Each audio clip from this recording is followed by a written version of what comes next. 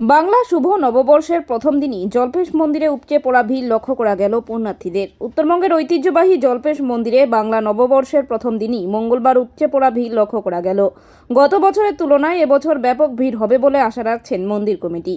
জানা গিয়েছে, বছরে 3টি মেলা হয় জল্পেশ মন্দিরে: ফাল্গুন মাস, বৈশাখ মাস এবং শ্রাবণ মাস। মঙ্গলবার বৈশাখ মাসের প্রথম দিনই অনেক দূর দূরান্ত থেকে আসেন বাবা শিবের মাথায় জল ঢালতে।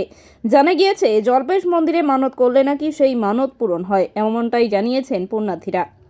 পাশাপাশি জটিলেশ্বর মন্দিরে একই ছবি দেখা যায়। প্রথম দিনেই উপচে পড়া ভিড় জটিলেশ্বর মন্দির চত্বরে, এমনটাই জানিয়েছেন মন্দির কমিটির তরফ থেকে। মন্দিরে আসা পুণ্যার্থীরা বলেন, আমরা প্রত্যেক বছর প্রথম তারিখে মন্দিরে আসি বাবা শিবের মাথায় জল ঢালতে, পরিবারের মঙ্গল কামনায়।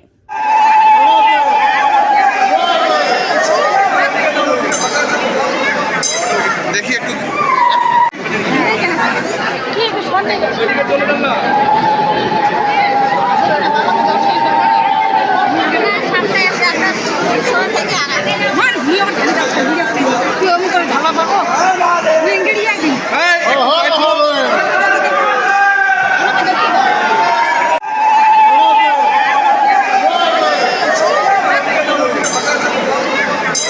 দেখি একটু